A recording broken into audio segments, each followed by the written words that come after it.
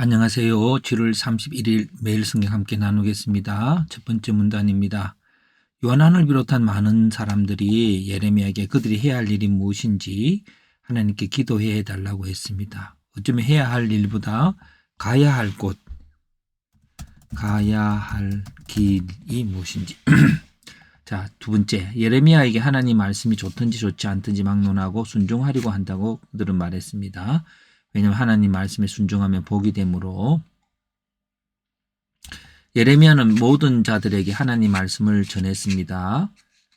이 땅에 살아야 한다고 했고요. 왜냐하면 하나님이 이제 그들에게 재난에 대한 뜻을 돌이키심으로, 그리고 바벨론 왕을 두려워하지 말라고, 왜냐하면 하나님께서 바벨론 왕의 손에서 너희를 구원할 것이므로, 양식이 풍부하고 전쟁이 없는 애국으로 들어가면 안 된다고, 그것이 하나님의 말씀에 불순종하는 것, 그게 하나님의 말씀을 의심하는 것이라고 할까요?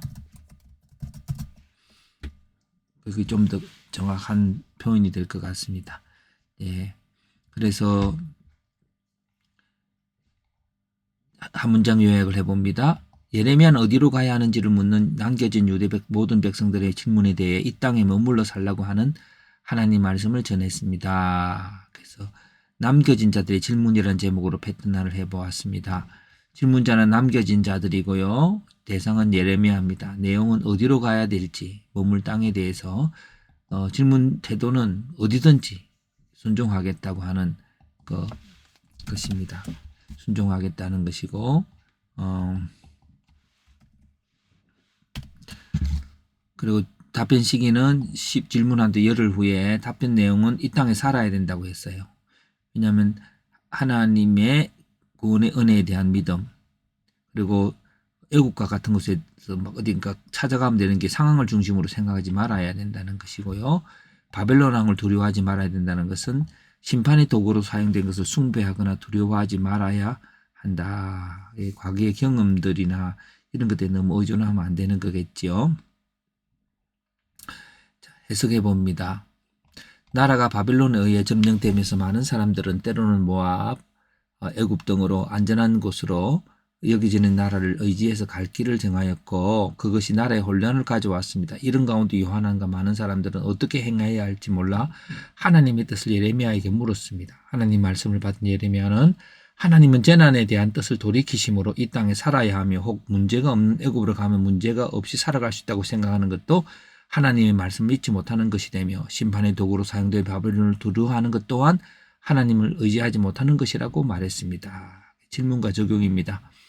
하나님 한 분만을 의지하며 지금 주어진 여건 속에서 하나님의 구원을 기다리며 살아가는 것이 한 나라 백성의 거주지임을 보게 됩니다. 좀 다르게 말하자면, 유대에서 살아가는 것만을 고집하지 않고 바벨론에 가서 사는 것을 긍정적으로 말하는 것은 하나님의 공의와 심판과 긍휼과 구원을 인정하는 것이 되기 때문입니다. 하나님 말씀에 순종하는 것이 바로 하나님의 나라가 임하는 곳이죠. 그래서 어디에 머물러야 될까요? 그 바벨론으로 가서 살아라. 그 바벨론의 지역이 중요한 게 아니고, 오늘 우리들이 하나님의 바벨론에서도 이제 구원이, 은혜가 임할 것이므로, 또 유대 땅에서도 은혜와 또 구원이 임할 것인데, 사람들이 그런 있기보다는 어딘가로 가서 안전한 지역에 내가 몸을 던지면 안전하다고 하는 그것이 잘못된 것이고, 그럼 하나님의 순종은 뭘까요? 하나님의 긍휼함이, 하나님의 성품이, 하나님의 뜻이 있는 그곳이 하나님의 긍휼이 흘러가는 자리죠. 그래서 이렇게 하나님 말씀에 순종하면 복이 됩니다. 복이 되는데 어떻게 이 땅에 살아야 돼요? 그래서 현실에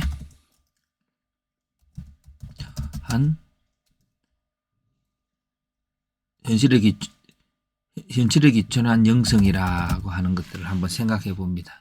오늘 우리가 주어지는 하루하루의 삶들에 뭔가가 다른 거하고 뭔가가 변화가 되면 좋겠다고 하는, 그러면 더 하나님을 잘 섬기겠다고 하는 생각들도 있을 수 있지만, 또 그것보다 더 아름다운 것은 어쨌든 하나님의 주어진 오늘에 어디를 가든지 어디에 있든지 오늘 말씀을 순종하면 그 순종 자체에서 하나님의 임재와 나라가 있음을 우리가 보게 됩니다.